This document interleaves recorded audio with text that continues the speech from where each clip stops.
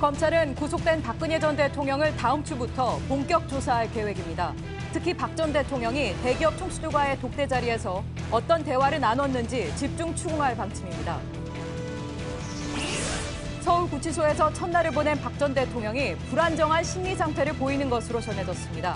검찰은 박 전 대통령을 소환 조사하는 방식보다 검사가 구치소에 찾아가는 출장 조사를 검토하고 있습니다. 자유한국당 대선 후보인 홍준표 경남지사가 박 전 대통령을 용서해야 한다고 한 데 이어 정치권에선 사면 여부를 놓고 논란이 일고 있습니다. 박 전 대통령이 구속되자마자 이런 목소리가 나오는 건 부적절하다는 지적이 나옵니다.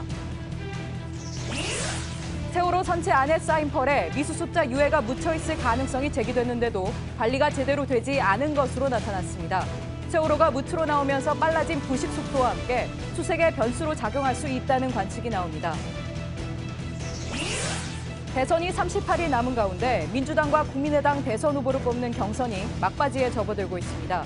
각각 문재인, 안철수 후보가 앞서가고 있는데 2위권 후보들이 역전할 수 있을지 주목됩니다. 에너지를 쓰던 자동차가 수소로 에너지를 만드는 시대로 현대자동차. 시청자 여러분, JTBC 뉴스룸입니다.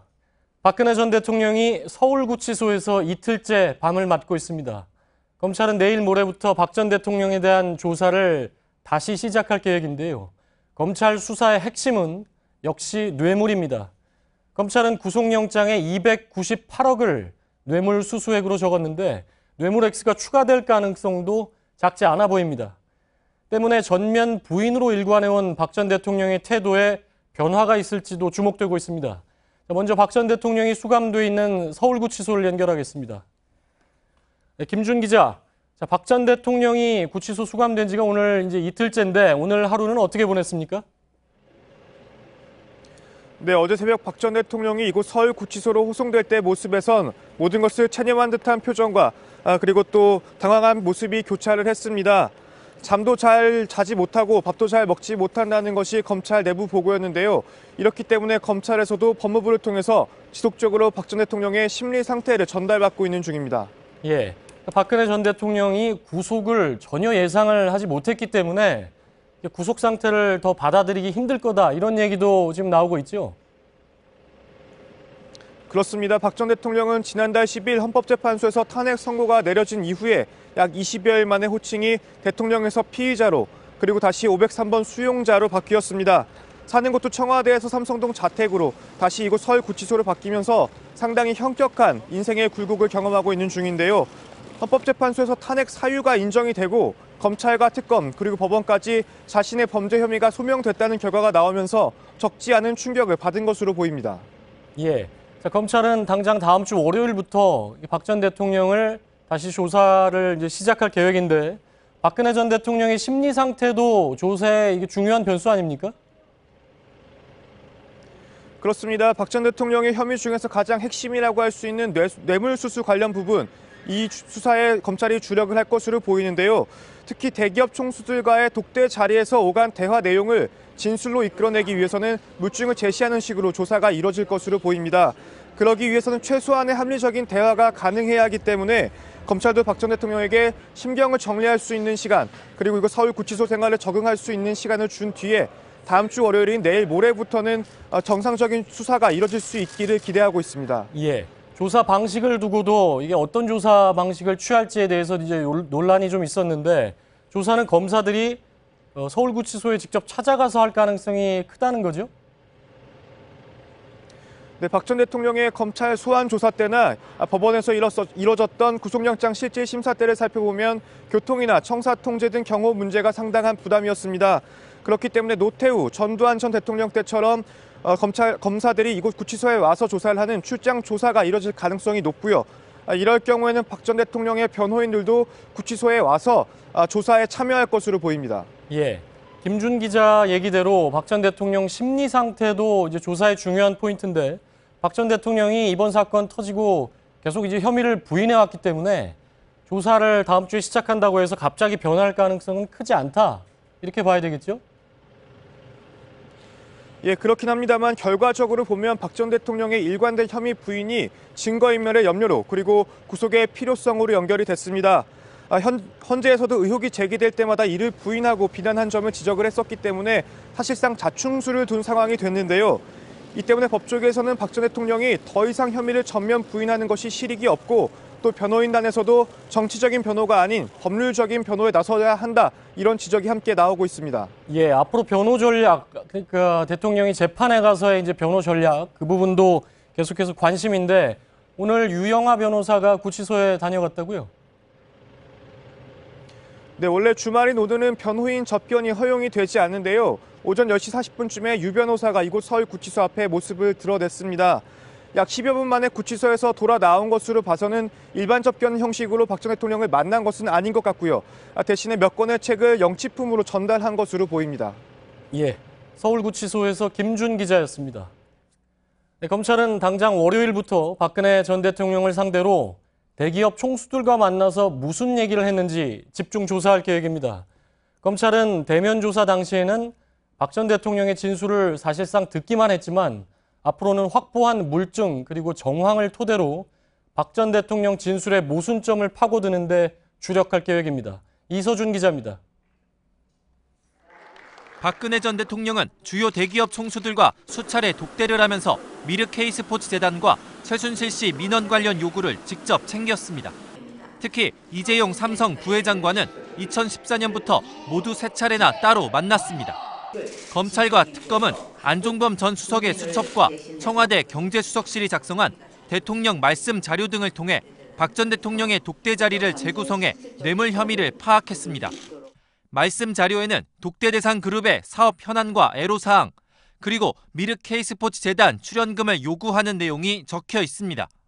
박 전 대통령과 대기업 총수 사이에 서로 필요한 부분을 요구한 흔적입니다. 박 전 대통령은 독대 직후마다 안종범 전 수석에게 관련 지시를 했고 안 전 수석은 자신의 업무 수첩에 VIP라는 표시와 함께 지시사항을 기록했습니다. 검찰은 구속된 박 전 대통령을 상대로 말씀 자료와 안 전 수석 수첩 내용 등을 제시해 진술 변화를 압박할 계획입니다. 검찰은 대선 후보 등록 전인 4월 16일까지 박 전 대통령을 재판에 넘기기 위해 뇌물 관련 진술을 받아내는 데 주력할 방침입니다. JTBC 이서준입니다.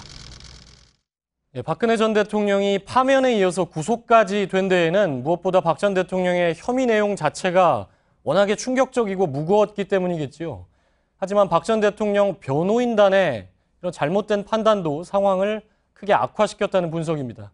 서복현 기자가 나와 있습니다. 자, 서 기자. 예. 자, 박 전 대통령이 그러니까 파면될 때도 그랬는데 구속될 때도 뭐 전혀 상황 파악을 못했다는 얘기가 나오고 있죠. 예, 그렇습니다. 말씀하신 대로 영장 발부 때뿐만 아니라 영장 청구 또 예. 헌재의 파면 결정 때도 충격을 받았던 것으로 알려졌는데요. 이를 놓고 이 변호인들이 상황 설명을 제대로 못했던 것 아니냐, 상황 설명을 제대로 못 들었던 것 아니냐, 예. 이런 분석이 나오고 있습니다. 그러니까 그런 상황 판단은 사실 이제 변호인단이 해야 되는 건데 예. 물론 피의자 입장에서는 여러 가지 생각이 있겠지만 예. 사실 엉뚱한 조언을 했다, 뭐 이런 얘기가 나오는 거죠. 일단 먼저 말씀드린 건 박 전 대통령이 구속되고 또 예. 파면되고 그랬던 건 그만큼 사안이 심각하고 혐의가 중했기 때문입니다. 그렇죠. 그런데 그걸 인정하더라도 변호인들 대응이 실패했다는 지적이 나오죠. 당장 구성부터요. 핵심 역할을 한 유영하, 손범규 변호사에 대해 법조계에선 변론 능력을 인정받은 변호사라기보단 사실상 친박 정치인에 가깝다. 이런 예. 얘기들이 나오고 있습니다. 검찰 조사 이후에는 뭐 진실이 밝혀질 것이다, 뭐 이런 얘기도 했지만 결국 영장 청구를 했고 예. 실질 심사에서도 전혀 입장 변화가 없었지 않습니까? 그렇습니다. 이 혐의 부인이 증거인멸 우려와 연결된다는 게 법조인들의 공통된 얘기인데요. 예. 하지만 변호인과 변호사와 예행 연습한 결과는 전면 부인이었습니다. 그러니까 예. 확인된 사실도 부인을 했던 것이죠. 이게 구속영장 청구 또 발부에 이 직접적인 영향을 미쳤다, 이런 분석이 나오고요. 특히 영장 실질심사에선 변호인이 눈물을 보이는 등 감정에 호소하는 듯한 모습도 나왔다고 합니다. 또 박 전 대통령이 그럴 사람이 아니다, 이런 다소 논리력이 떨어지는 발언도 나왔다고 하고요. 예. 그러니까 결국 변호인이라기보다는 박근혜 전 대통령의 지지자다, 뭐 이런 모습을 보였다는 건데 예. 사건 초기부터 대응이 좀 뭐 이렇게 표현하면 어떨지 모르지만 일반적이진 않았죠. 예. 지난해 검찰 수사 때 유영하 변호사의 첫 기자회견이 있었는데요. 예. 이 내용 한번 들어보시죠. 대통령이기 전에 여성으로서의 사생활이 있다는 점도 고려해 주셨으면 합니다. 이 사건과 사생활이 어떤 관계가 있는지 제가 대통령이기 전에 여성으로서의 사생활을 보호를 말씀드렸습니다.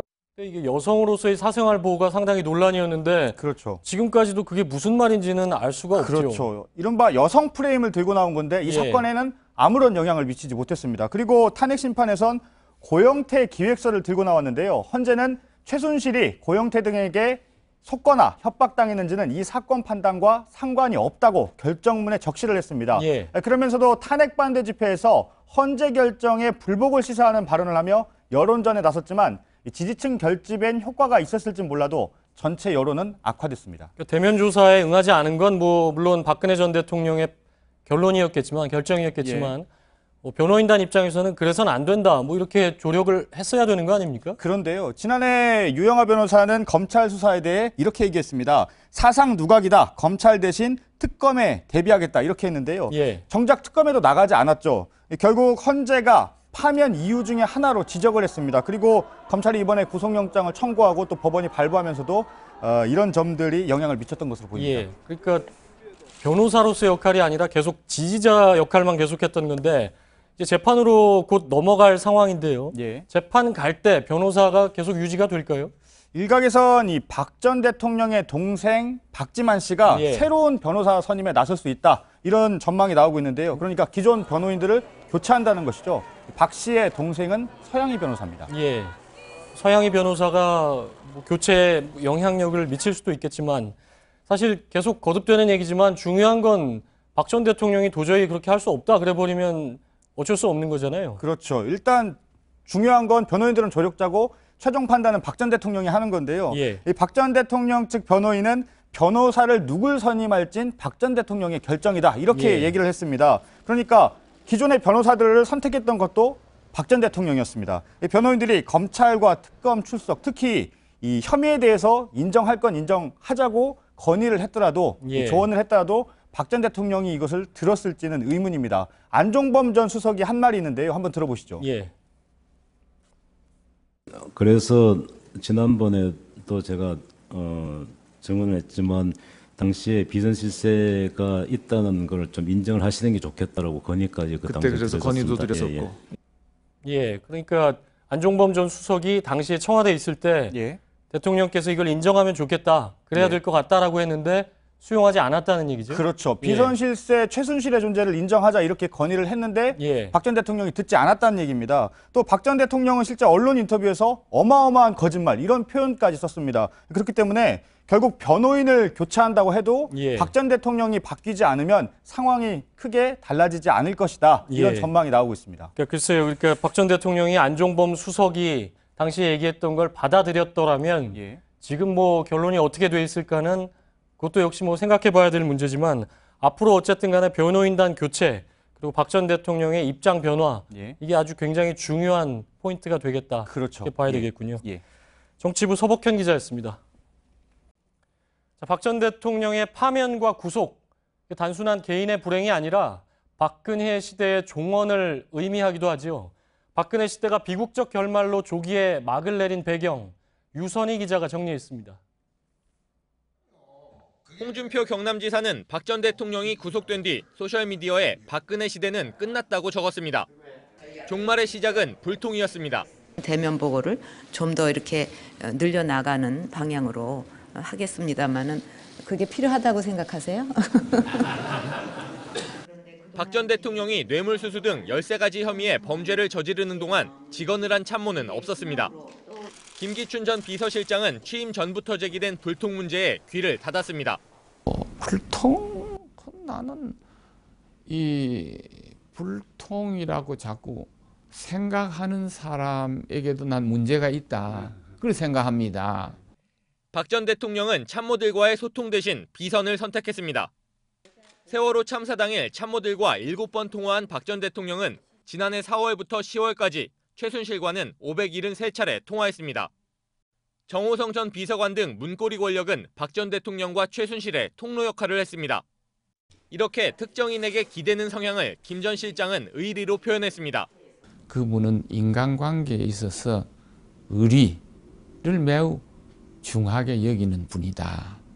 이런 불통의 제왕적 권력은 시계를 수십 년 거꾸로 돌렸고 정경유착이라는 고질병은 더욱 심해졌습니다.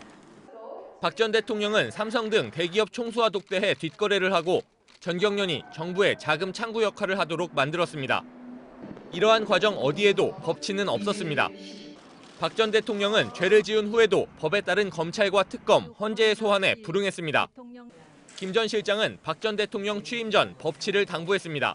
헌법을 지키고 법치주의하는 대통령이 되어 주십시오. 하지만 법치를 강조했던 두 사람은 모두 구속됐습니다. JTBC 유선입니다. 이런 가운데 정치권 일각에서는 박근혜 전 대통령을 용서하자 이런 주장이 나오고 있습니다. 심지어 사면까지 거론이 되고 있는데요. 아직 법원의 판단도 나오질 않았고 심지어는 기소도 되지 않았지요. 더구나 박 전 대통령이 혐의를 모두 부인하고 있는 상황에서 과연 정치권이 이런 얘기를 벌써 꺼내는 게 맞느냐, 과연 그럴 자격은 있느냐 논란이 일고 있습니다. 최수연 기자입니다. 자유한국당 대선 후보로 선출된 홍준표 후보가 연일 박 전 대통령을 용서하자고 주장했습니다. 이젠 국민이 박근혜 전 대통령도 용서해 줄 때다. 감옥까지 보냈으면 분풀이가 끝나지 않았나. 앞서 박 전 대통령이 구속된 당일인 어제도 용서론을 폈습니다. 그런가 하면 기소가 되기 전부터 사면 논쟁이 불거졌습니다. 국민들의 요구가 있으면 그 위원회에서 다룰 내용입니다. 국민들의 뜻을 모으고 투명하게 진행할 겁니다. 안철수 전 대표는 사면권을 마음대로 행사하지 않겠다는 공약을 재확인한 것이라고 해명했지만 사면 가능성을 두고 논란이 지속되고 있습니다. 최근 실시한 여론조사 결과 박 전 대통령 구속에 대해 찬성 의견이 70%가 넘었습니다. 이 때문에 대선 주자들이 국민 정서와 동떨어진 섣부른 주장을 하는 게 아니냐는 비판이 나옵니다. JTBC 최수연입니다. 박근혜 전 대통령의 구속 이후 첫 주말인 오늘 촛불 대신 사드 반대 피켓과 노란 풍선이 광화문 광장에 등장했습니다. 친박단체도 집회를 열었는데 박근혜 전 대통령의 파면과 구속을 민주주의의 말살이라고 주장했습니다. 이상엽 기자입니다. 서울 광화문 광장에 사드 반대 문구가 적힌 피켓을 든 시민들이 가득 찼습니다. 적폐청산과 사드 배치 철회를 외치며 행사를 진행했습니다. 사드 반대가라는 노래를 만들어 부르기도 했습니다. 광화문 광장에 설치된 4.16 가족분향소 앞에 시민들이 모였습니다. 노란 띠에 글을 쓰고 엽서를 보내기도 합니다. 같은 또래다 보니까 아무래도 더 마음이 가는 게 있고 아직 9분 다 못 올라오셨잖아요. 그래서 하루빨리 가족 품으로 돌아오셨으면. 친박단체도 오늘 오후 2시 덕수궁 대한문 앞에서 집회를 열었습니다. 박 전 대통령이 구속된 뒤 첫 집회입니다. 오늘 집회는 김진태, 조원진 등 친박계 의원 등이 참가했습니다. 남대준 전 국정원장은 대선 출마 소식을 알렸습니다. 정부와 칼만 떨어지지 않았지 이 자유민주주의를 말살시키는 세력들 전쟁을 선포합니다. 이제 여러분이 시작합니다. 오늘도 탄핵 불복과 선동 발언이 쏟아져 논란이 될 것으로 보입니다. JTBC 이상엽입니다. 세월호는 어제 목포 신항에 도착해 밤새 배수 작업이 이뤄졌습니다. 이제는 선체를 육상에 거치하고 미수습자를 찾는 가장 중요한 일이 남았습니다. 그럼 먼저 현장에 나가 있는 취재기자 연결해보죠. 최규진 기자, 세월호가 도착한 지 이틀째인데요. 지금은 어떤 작업을 하고 있습니까? 날이 저물면서 세월호를 실은 운반선 위에는 서너 명의 작업 인력만이 남았습니다. 또 뻘을 담은 포대자루로 옮기는 데 쓰인 지게차도 작동을 멈춘 상태입니다. 야간에 뻘을 제거하는 데 위험이 따른다고 판단해 오늘 작업은 일단 중단된 상태입니다. 네, 펄을 제거하는 작업이 지금 중요한 건 그 안에서 유해가 발견될 가능성이 있기 때문인데요. 작업이 어떻게 진행되고 있죠? 펄 속에 섞여 있을지 모를 미수습자 유해 유실 방지를 위해 일일이 수작업으로 진행하게 됩니다. 또 유해를 발견할 경우를 대비해 국가수와 유해 발굴 전문가 등도 투입이 됐습니다. 내일부터는 인양해역 주변에서도 유실 방지 펜스 내부 40개 구역에 대해 수중 수색도 시작됩니다. 네, 그리고 세월호를 육상으로 옮길 때 쓰는 모듈 트랜스포터는 준비가 된 건가요? 13,000톤에 달하는 세월호 선체를 운반하기 위해선 모듈 트랜스포터 450여 대가 동원될 예정입니다. 잠시 뒤 밤 10시쯤 이곳 목포 신항만에 120대의 장비가 도착할 예정인데요. 장비가 진입할 수 있게 운반선을 고정하는 6개의 윈치 장비도 설치되기 시작했습니다. 해수부는 다음 주 화요일까지 뻘 제거 작업을 마치고 목요일까지 최종 육상 거치를 끝낼 계획입니다. 네, 오늘 선체조사위와 해수부가 선체 처리 방식을 논의했다고 하던데요. 어떤 얘기가 오갔습니까? 해수부는 우선 선체를 거치하기 위해서는 지금보다 더 무게를 가볍게 해야 한다는 입장입니다. 앞서 인양 과정에서 선체에 구멍을 뚫어 평형수를 일부 빼냈는데요. 지금보다 600톤 정도의 평형수를 빼내야 한다는 겁니다. 이에 대해 선체조사위는 침몰 원인을 규명하기 위해서는 현재 상태를 보존해야 한다고 강조해 왔는데요. 평형수를 빼내야 한다면은 얼마나 또 어떻게 빼내야 하는지 구체적인 근거 자료를 제시하라는 단서를 해수부 측에 달았습니다. 조금 전에는 안전을 이유로 해수부가 선미 좌연 램프에서 매달려 있던 굴삭기와 차량을 제거한 사실이 확인이 됐는데요. 선체 조사위는 이에 대해 해수부가 통보도 없이 증거를 훼손했다며 정식으로 문제를 제기할 것이라고 알려왔습니다. 네, 그런가 하면 오전에는 황교안 권한대행이 목포 신항을 찾았다면서요? 그렇습니다. 황 권한대행은 오늘 오전 9시쯤 이곳을 방문해 미수습자 가족들을 만났습니다. 미수습자 가족들은 황 권한대행에게 늦어도 4월 5일까지는 선체 수색에 대한 구체적인 계획을 알려달라고 요구했습니다. 이에 대해 황 권한대행은 미수습자 수색이 최우선의 과제라며 세월호를 역추적해서라도 찾아내겠다고 답했습니다. 하지만 황 권한대행은 부두 밖에서 면담을 요구하며 기다리고 있던 유가족들은 끝내 만나지 않고 돌아갔습니다. 이에 대해 유가족들은 박근혜 전 대통령이 2014년 참사 당시 세월호 사고 현장을 찾았다가 곧바로 도망간 것과 다르지 않다며 거세게 항의했습니다. 네, 목포 신항에서 최규진 기자였습니다. 세월호가 막상 무트로 올라오자 정부가 고려하지 않았던 변수들이 속속 드러나고 있습니다. 배 안에 가득 찬 펄이나 빠른 부식에 어떻게 대처할지 뾰족한 대책이 없습니다. 그렇다 보니 미수습자 수색이 제대로 될지 우려만 커지고 있습니다. 박병현 기자입니다. 세월호를 실은 운반선이 온통 펄로 가득 찹니다. 펄을 아무렇게나 쓸어 담아 포대에 담아뒀지만 어느 구역에서 나온 건지 알 수가 없습니다. 유해가 뒤섞였을 가능성이 있지만 작업자들은 무신경하게 밟고 다니고 대형 장비가 지나간 흔적도 남아 있습니다.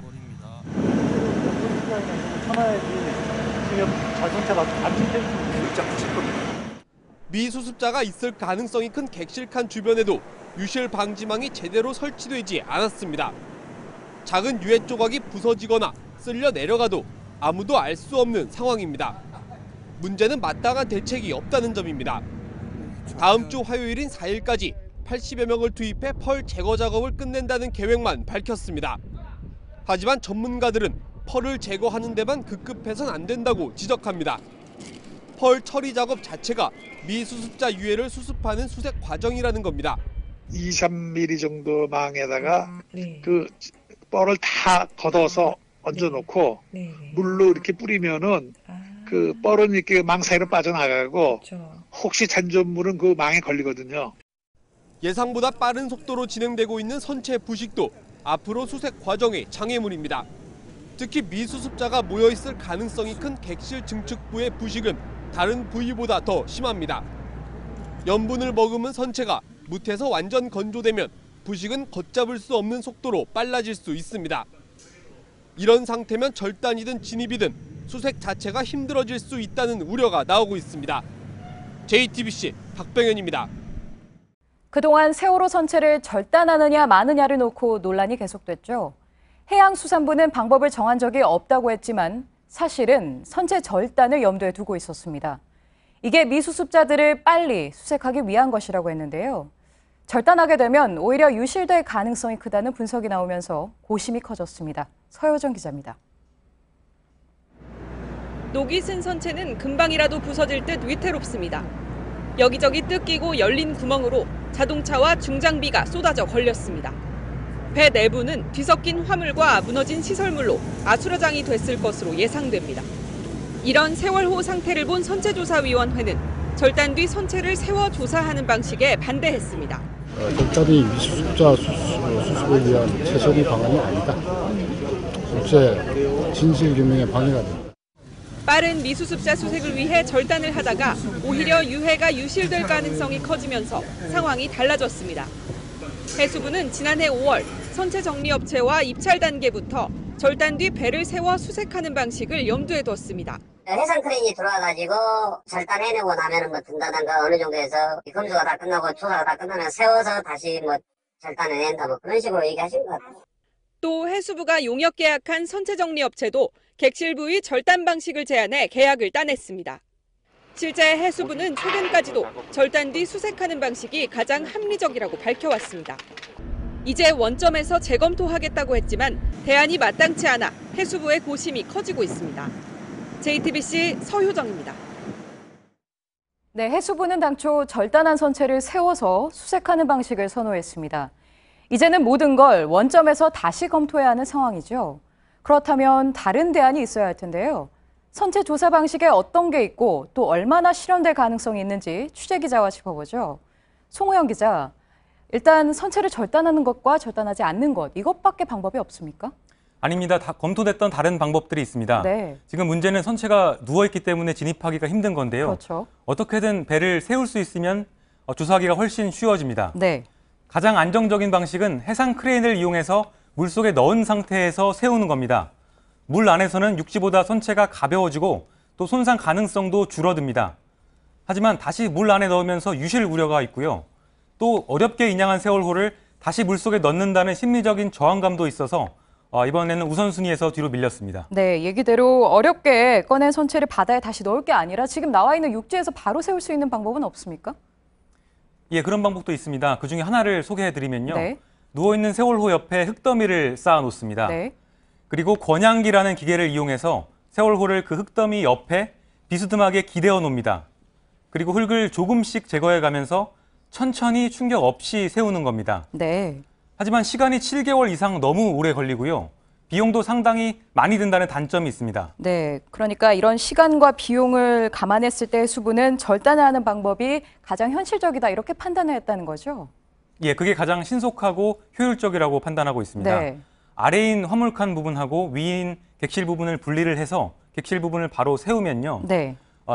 쉽게 진입해서 안전하게 조사할 수 있다는 겁니다. 또 작업 예상 기간도 이렇게 하면 60일 정도로 가장 짧습니다. 하지만 고열로 절삭하는 과정에서 유해나 유류품들이 훼손될 수도 있고요. 네. 또 화물이 쏟아지고 뒤섞일 가능성도 있습니다. 이렇게 되면 침몰 원인 규명에도 불리하고 미수습자 수습에도 도움이 안 될 수도 있다. 이런 얘기도 나옵니다. 네, 그렇다면 선체를 훼손하지 않고 인양한 그대로 그 안에 수색대가 그냥 들어가면 안 되는 건가요? 네, 선체 보존 측면에서는 그게 최선입니다. 네. 근데 아파트 한 개 층의 높이가 약 2.7m 정도 되는데요. 네. 지금 누워있는 세월호에 그대로 들어가면 아파트 9층 높이의 절벽에서 매달려서 조사를 해야 하는 겁니다. 네. 작업자들의 안전 문제도 우려가 되고요. 이렇게 하려면은 작업할 임시 바닥이나 통로 같은 거를 설치를 해야 되는데 부식이 심해서 무너질 가능성도 있습니다. 또 어쨌든 간에 나중에 화물을 다시 꺼내려면 다시 선체를 절단해서 출구를 만들기는 해야 합니다. 네, 수색자들에게 위험할 수가 있어서 일단 육상에 거치가 되면 선체 내부 상태부터 먼저 봐야겠네요. 예, 그래서 내시경처럼 작은 로봇 카메라를 집어넣어서 안의 상태를 본 뒤에 신중하게 결정해야 될 걸로 보입니다. 네. 김창준 선체조사위원장의 말을 들어보겠습니다. 로봇캠을 통해서 일단 내부 상황을 보면 내부에 뭐 이 정도 들어가면 사람 들어갈 수 있겠다 없겠다는 판단했을 것 같습니다. 네, 어쨌든 선체 절단을 최소화하는 방법을 찾을 수 있도록 기대해 보도록 하죠. 여기까지 듣겠습니다. 송호영 기자였습니다. 네, 지난 2014년 세월호 참사 직후 진도 팽목항은 추모의 물결로 가득 찼습니다. 그리고 1080여일이 지난 지금 세월호가 돌아온 목포 신항은 그때 팽목항과 비슷한 풍경이 펼쳐지고 있습니다. 박사라 기자입니다. 단원고 학생 고 진윤이 양의 삼촌인 김성훈 씨는 팽목항 지킴이로 불립니다. 지난 3년 동안 미수습자 가족과 유가족 곁에서 온갖 굳은 일을 도맡아 왔기 때문입니다. 그리고 세월호가 돌아온 지금 김 씨는 팽목항을 떠나 목포신항에 새 거처를 마련했습니다. 미수습자들 찾고 그분들이 이름을 찾고 집까지 돌아가실 그날까지 제가 할 수 있는 일을 하겠다 이렇게 마음을 먹기 때문에 팽목항을 향했던 추모의 물결 역시 목포신항으로 옮겨왔습니다. 거리 곳곳엔 잊지 않겠다는 문구가 쓰인 현수막과 깃발이 나부끼고 얼마 전까진 접근이 금지됐던 부두철제 울타리는 추모객들이 매단 노란 리본으로 물들었습니다. 참여를 못한 것들을 되게 안타깝게 생각하고 있었어요. 세월호도 이제 바다 위로 올라오고 그동안 장막에 가려져 있던 것들이 이렇게 걷어지면서 앞으로 많은 것들이 밝혀졌으면 하는 바람으로. 하루빨리 미수습자를 찾기 바라는 간절한 바람이 목포신항을 또 다른 희망의 장소로 만들고 있습니다. JTBC 박사라입니다. 세월호를 육지로 옮기는 과정을 가슴 졸이며 지켜보는 사람들이 또 있습니다. 세월호에서 살아남은 사람들, 또 희생자들의 형제 자매인데요. 지난 3년간 이들의 이야기를 담은 다큐멘터리 영화가 공개됐습니다. 권근영 기자입니다. 세월호 생존자 김성묵 씨는 3년 전 배에서 아이들을 구하다 마지막에 살아나왔습니다. 돌아보고 싶지 않은 그날을 마주하기까진 오랜 시간이 걸렸습니다. 병원에서도 잠깐 한 2개월인가 1개월 반인가 복귀했다가 다시 또 일을 못 하겠더라고요. 희생된 학생들은 그대로 고등학교 2학년이지만 동생들은 그 사이 고3과 대학생이 됐습니다. 아픈 마음보다 주변의 시선이 더 무섭고 여전히 거리에서 지내는 부모님이 걱정됩니다. 자신의 이익을 위해 거짓말하고 내 일이 아니라고 외면하는 그런 어른은 되지 않기로. 세월호 참사 3주기를 앞두고 살아남은 이들의 이야기를 담은 영화가 공개됐습니다. 독립 다큐멘터리 감독들이 만든 6편의 단편을 모은 겁니다. 기억과 추모의 공간을 준비하는 유족들과 민간 잠수사 고 김관홍 씨의 이야기도 담겼습니다. 제작진은 극장 개봉을 안 하는 대신 원하는 관객들의 신청을 받아 공동체 상영을 진행할 계획입니다. JTBC 권근영입니다. 대선이 이제 38일 앞으로 다가왔습니다. 국민의당은 오늘 경기 지역에서 경선을 치렀는데요.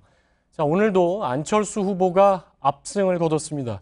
취재 기자를 연결해 보겠습니다. 이윤석 기자, 자, 개표 결과 먼저 전해주시죠.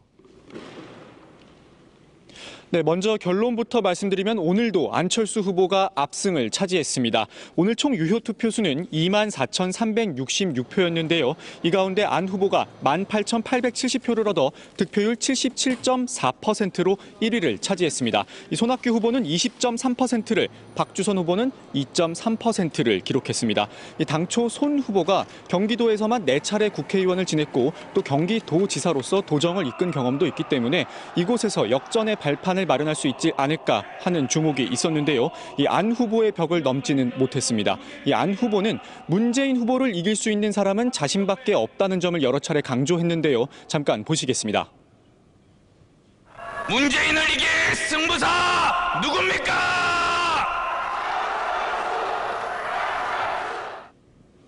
예, 지금까지 안철수 전 대표가 거의 70% 이상 득표를 한 상황인데 거의 막바지 아닙니까? 사실상 안철수 후보가 국민의당 대선 후보로 결정됐다 이렇게 보는 분위기도 좀 있죠. 네, 현실적으로는 그렇게 볼 수 있을 것 같습니다. 오늘 치러진 경선 결과를 포함해 지금까지 치러진 경선 결과를 모두 종합해서 살펴보면요. 안 후보가 득표율 68.2%로 압도적인 1위를 차지하고 있습니다. 이 국민의당은 내일 서울, 인천, 그리고 4일 대전, 충청을 끝으로 모든 순회 경선 일정을 끝마치게 되는데요. 때문에 이런 기세라면 현실적으로 다른 주자들이 판세를 뒤집기는 쉽지 않을 거란 분석입니다. 지금까지 국민의당 경선 현장에서 이윤석 기자였습니다. 자유한국당은 후보가 확정되자마자 연대에 나서고 있습니다. 그런데 홍준표 후보는 바른정당은 몰라도 국민의당과는 연대가 힘들다고 밝혔습니다. 국민의당이나 바른정당 모두 자유한국당과 연대할 뜻은 그다지 없어 보이는데요. 자유한국당 내에서도 논란이 일고 있습니다. 송지혜 기자입니다. 홍준표 후보는 첫 공식 일정으로 현충원을 참배한 뒤 사자구도 필승론을 주장했습니다. 좌파들 얼치기 좌파 하나, 그리고 우파가 싸우면 우리가 구도상으로 100% 이기게 돼 있습니다. 홍 후보는 앞서 얼치기 좌파가 국민의당 안철수 전 대표를 지칭한다고 밝힌 바 있습니다. 결국 사자구도를 강조한 건 국민의당과는 연대하기 어렵다는 입장을 재차 밝힌 겁니다. 홍 후보는 어제 JTBC와의 인터뷰에서 이게 당의 방침이라고 강조하기도 했습니다. 하지만 당장 당내에서 반발이 나왔습니다. 한 핵심 당직자는 당이 그런 공식 입장을 정한 바 없고 시너지를 내려면 국민의당과의 연대가 중요하지 지지율 2%밖에 안 되는 바른정당과의 연대가 무슨 의미가 있느냐고 말했습니다. 반면 홍 후보는 조건 없이 돌아오라며 바른정당에 적극적으로 손짓을 하고 있지만 유승민 후보는 곧바로 거절했습니다. 그쪽 대선 후보로 뽑히신 분이 자격이 출마 자격조차 없는 사람 아니냐. 거기에 대해서는 더 이상 제가 대꾸할 생각이 없습니다. 이 때문에 홍 후보 구상대로 대선 구도가 만들어지기는 쉽지 않다는 분석이 나옵니다. JTBC 송지혜입니다. 민주당도 경선이 막바지입니다. 내일 모레 수도권 경선만 남겨두고 있는데요. 오늘 마크맨 코너에서는 정치부 정재윤 기자와 함께 경선 뒷얘기를 좀 들어보겠습니다. 자, 정재윤 기자, 이제 문재인 전 대표가 본선에 바로 가느냐 아니면 결선 투표를 하느냐 이것만 남은 상황으로 보이는데 경선 현장 분위기는 어떻습니까? 네, 일단 문재인 전 대표가 결선 투표 없이 바로 본선으로 가려면 매직 넘버가 바로 44만 표입니다. 이게 무슨 말이냐면 문 전 대표가 50%를 넘으면 본선으로 직행을 하게 되는 건데 앞서 3번의 경선 평균 투표율이 72.7%입니다. 이 점을 감안하면 수도권에서 최소 98만 명 정도가 이제 투표를 한다라고 가정하면 이 중 44만 표, 그러니까 득표율로 45% 정도가 되면 이제 문재인 전 대표가 바로 본선으로 갈 수가 있는 겁니다. 반면에 안지사와 이재명 시장이 합산 투표율로 55%를 넘기게 되면 이제 결선 투표 가능성이 생기기 때문에 이 후보들은 여기에 주력을 하고 있습니다. 그 수도권이 워낙에 선거에 대한 투표수가 많기 때문에 일단은 뚜껑을 열어봐야 알 수 있겠고요. 자, 문재인 전 대표, 안희정 지사 원래 친노로 한 뿌리 아닙니까? 뿌리가 같은데 이번에 TV 토론을 보면 상당히 좀 감정이 상한 것 같이 보이거든요. 근데 경선 현장에서 직접 보니까 어떻습니까? 네, 어제도 제가 현장에서 느낀 게 좀 어색한 분위기가 몇 번 좀 연출이 됐습니다. 특히 어제 결과 발표 이후에 이제 서로 친밀하게 대화를 하면서 좀 축하한다라거나 이렇게 친밀하게 대화를 나눌 수도 있는 건데 그런 거 전혀 없이 형식적으로 악수만 하고 헤어졌습니다. 그리고 캠프 관계자들 간의 신경전도 꽤 치열했는데요. 사진 한 장을 보여드리겠습니다. 여기 보시면 이게 이제 충청 경선 때의 모습인데 이제 그 박영선 의원의 모습입니다. 안희정 충남지사의 멘토 단장인데요. 이게 무슨 장면이냐면 이제 문재인 전 대표가 12분간 연설을 하게 되는데 이 연설하는 동안 이제 그 안희정 지사 측의 그 캠프 관계자인 한 명이 이렇게 계속 휴대폰에 집중을 하는 그런 모습도 좀 포착이 됐습니다. 네. 근데 그게 뭐 꼭 문재인 전 대표가 싫어서 그렇다기보다는 다른 전략을 짜고 있을 수도 있기는 있죠. 네. 자, 그 경선 끝나도 만약에 이렇다면 정재윤 기자 얘기대로라면 서먹한 관계가 계속되는 거 아니냐 이런 우려도 좀 있지 않습니까? 뭐 꼭 그렇지는 않을 수도 있습니다. 일단 그런데 1위를 달리고 있는 주자가 바로 문재인 전 대표 측이기 때문에 좀 자제를 하는 분위기는 맞습니다. 사진을 또 하나 보여드리겠는데요. 이게 바로 호남 경선, 첫 경선지인 호남 경선 때의 모습인데 문 전 대표 측의 표정을 보시면 굉장히 밝습니다. 환하게 웃고 있는데 어제 이제 영남 경선 때의 모습을 보시면 좀 다르죠. 네, 좀 그 담담한 그런 표정을 짓고 있습니다. 발표되고 나섭니까, 저게? 이건 직전입니다. 직전인데 계속해서 이런 좀 담담한 표정을 짓고 있었습니다. 그렇군요. 네, 그래서 문 전 대표가 어제 연설에서도 또 다음에도 또 그 다음에도 자랑스러운 후배들이 정권을 이어가도록 하겠다 이런 말도 했는데요. 한 팀임을 강조한 그런 말을 또 했습니다. 문재인 전 대표는 그러니까 아무래도 이제 표정 관리를 하고 있다 이렇게 볼 수가 있겠는데 경선 이후를 벌써 생각을 한다 이렇게 봐야 될까요? 이게 이제 지난 2012년 경선 때 경험 때문이라는 말도 현장에서 좀 나오고 있는데요.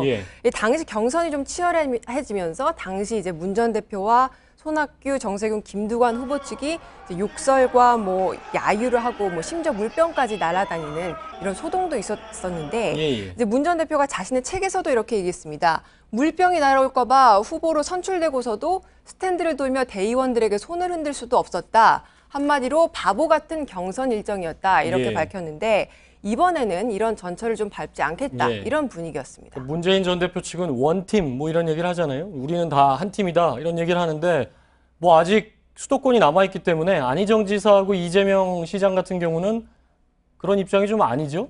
이 경선이 진행이 되면서 두 사람 간의 그 유대하는 모습은 곳곳에서 안희정, 이재명. 그렇습니다. 두 후보 간의 그 유대하는 모습이 좀 곳곳에서 눈에 띄었는데 일단 이 두 후보는 결선까지 가는 게 목표이기 때문에 좀 둘이 힘을 모으자 좀 이런 분위기였는데요. 특히 지지자들 사이에서도 이런 모습이 포착이 됐습니다. 이제 어제 제가 찍은 영상을 좀 보시면 이게 이제 정재윤 기자가 직접 찍은 건데요. 이게 오렌지색을 입고 있는 이 분들이 바로 그 이재명 지지자들입니다.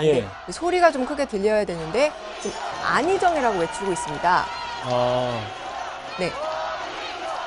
안희정 이렇게 외치고 이재명 있습니다. 시장의 지지자가 왜 안희정을 외치고 있습니까? 이렇게 그 서로의 좀 지지자들은 다르지만 서로 후보의 그 이름을 불러주면서 좀 도와주자 이런 분위기가 연출이 됐던 겁니다. 예, 그렇군요. 자, 경선장은 사실 TV에 나오는 것만 보면 하고 사실 그 뒤에서 TV 카메라 꺼지고 나서하고는 분위기가 굉장히 다르지 않습니까? TV 끝나고 나서 그러니까 경선 이후의 모습이 어떻게 보면 진짜 캠프 모습을 드러내는 건데 그러니까 경선 끝나고 나서도 좀 취재를 했죠.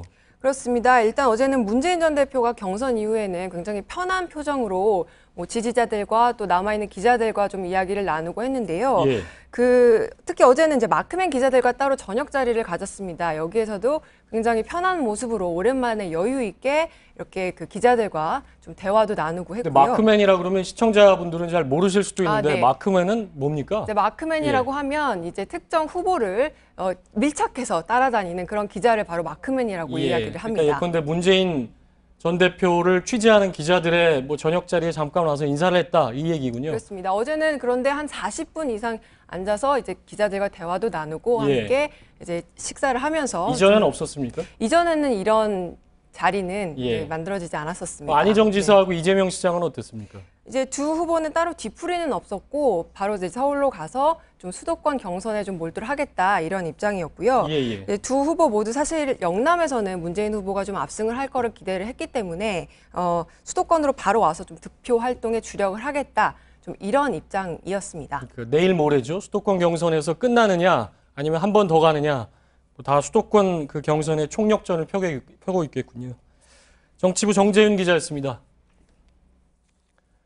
자, 북한은 대대로 4월에 정치 행사 그리고 군사적 도발 많았습니다. 6차 핵실험 징후가 곳곳에서 나타나고 있기 때문에 올해 4월도 역시나 긴장감이 높아지고 있습니다. 안태훈 기자입니다. 북한은 5주년이나 10주년 단위로 이른바 꺾어지는 해를 중시하는데 유독 4월에 이런 기념일이 눈에 띄입니다. 먼저 오는 15일은 북한에서 가장 중요한 날로 치는 김일성 주석의 생일입니다. 북한은 2009년과 2012년 4월 김일성 생일 직전에 대륙간 탄도미사일로 전용할 수 있는 장거리 로켓을 발사한 바 있습니다. 9일에는 김정일 국방위원장의 추대 기념일이 있고 11일은 김정은이 노동당 최고직에 오른 지 5년이 되는 날입니다. 게다가 같은 날에 북한의 입법기관인 최고인민회의가 예정돼 있습니다. 북한은 지난해 최고인민회의에서 최고 권력기구를 당초 국방위원회에서 국무위원회로 개편한 바 있습니다. 또 25일은 북한군의 85주년 건군절입니다. 북한은 이를 기념하기 위해 대규모 열병식과 무기 퍼레이드를 준비하는 것으로 전해졌습니다. 특히 국제사회의 대북 압박이 여느 때보다 높아진 가운데 미국과 중국의 정상회담도 앞두고 있습니다. 전문가들은 북한이 안팎으로 정치적 효과를 극대화하기 위해 주요 기념일을 택해 도발에 나설 수 있다고 전망하고 있습니다. JTBC 안토니입니다. 한국인 8명을 포함한 24명이 탄 화물선이 우루과이 인근 해역에서 침수 사실을 알린 뒤 연락이 끊겼습니다. 외교부에 따르면 우리 시간으로 어젯밤 11시 20분쯤 우루과이에서 동쪽 방향 2000여 킬로미터 해역을 항해 중이던 화물선 스텔라 데이지호가 배에 물이 들어오고 있다고 메신저로 알려왔습니다. 외교부는 우루과이 당국에 긴급 구조와 수색을 요청했다고 밝혔습니다. 북한의 여자 아이스하키 대표팀이 오늘 인천공항으로 들어왔습니다. 북한 대표팀은 내일부터 강릉에서 열리는 아이스하키 세계선수권 대회에 참가합니다.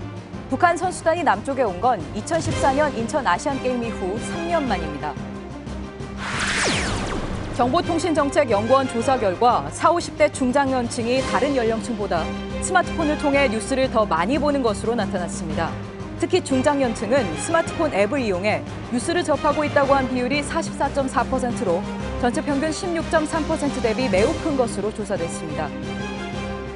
미국 연방수사국 FBI가 2001년 9.11 테러 당시 공격을 받은 미 국방부 펜타곤 청사 사진 27장을 공개했습니다. 사진에는 청사 바깥에서 비행기가 뚫고 들어온 모습, 또 벽이 허물어지고 내부가 녹아내린 청사 사무실 모습이 담겨 있습니다. 당시 테러로 펜타곤에서 189명이 숨졌습니다. 일본 정부가 군국주의 잔재인 교육치거를 학교에서 가르칠 수 있도록 해 논란이 일고 있습니다. 아사히 신문은 일본 정부가 지난달 31일 국무회의에서 헌법이나 교육기본법에 위반하지 않는 형태로 교육치거를 교재로 사용하는 건 막을 수 없다는 내용을 정부의 공식 입장으로 채택했다고 보도했습니다. 교육에 관해 일왕이 친히 명한 말이라는 의미의 교육치거는 1945년 일본이 침략전쟁에서 패한 뒤 일본을 통치하던 연합군 최고사령부에 의해 폐지됐습니다. 네, 수출이 회복세를 이어가고 소비 지표도 넉 달 만에 반등했습니다. 경기가 어느 정도 바닥에서 벗어나는 모습인데요. 하지만 지표와 체감 경기의 괴리는 더 커지고 있다는 지적이 나옵니다. 이태경 기자가 현장에 가봤습니다. 서울 망원동의 한 전통시장. 유동인구가 많은 데다 TV 예능 프로그램을 통해 유명해진 곳이지만 막상 시장 안은 썰렁합니다. 상인들은 매출이 점점 줄고 있다고 전합니다. 피부로 와닿는 게 한 20, 30%는 줄었다고 봐야죠. 월급 상승률은, 인상률은 거의 제자리인데 물가는 그 이상을 3배, 5배 이상가량 물가는 인상이 돼버리니까 아무래도 주머니가 열리지가 않을 수밖에 없는 거죠. 통계청은 2월 소매 판매액이 전월 대비 3.2% 늘었다고 발표했습니다. 지난해 11월 이후 마이너스 행진을 넉 달 만에 마감한 것입니다. 하지만 한꺼풀 더 들어가 보면 업종 간 명암이 뚜렷합니다. 동네 슈퍼마켓이나 전통시장에 많은 전문 소매점에서의 소비는 줄어든 반면 온라인 쇼핑몰과 편의점에서의 소비는 늘었습니다. 가깝고 많이 있기도 하고 모바일은 소액 결제가 편리하게 돼 있어서 많이 이용하는 편이에요. 소득 양극화도 전통시장이나 동네 슈퍼마켓 같은 영세 자영업자의 체감 경기를 악화시키는 원인입니다. 지난해 이후 고소득층과 저소득층 간 소득 격차가 확대되면서 전통시장을 많이 이용하는 서민층은 지갑을 열기가 어렵습니다. 결국 소득 양극화를 완화하고 경제의 선순환 구조를 복구해야 지표와 체감 경기의 괴리가 줄어들 거란 지적입니다. JTBC 이태경입니다. 경남 창원에서는 전국 최대의 봄꽃 축제인 진해 군항제가 시작됐습니다. 거리를 화려하게 수놓은 벚나무들이 장관을 연출하고 있습니다. 배승주 기자가 다녀왔습니다. 연분홍 벚꽃이 봄 하늘을 뒤덮었습니다. 벚나무마다 피어오른 꽃망울은 화려한 자태를 뽐냅니다. 벚꽃 터널이 일품인 진해 경화역과 여자철은 물론 진해 시가지에 늘어선 36만 그루의 벚나무는 환상적인 풍경을 선사합니다. 생일날 이 경화역 와가지고 영화 속의 한 장면처럼 너무 예뻐가지고 주인공이 된 것 같아요.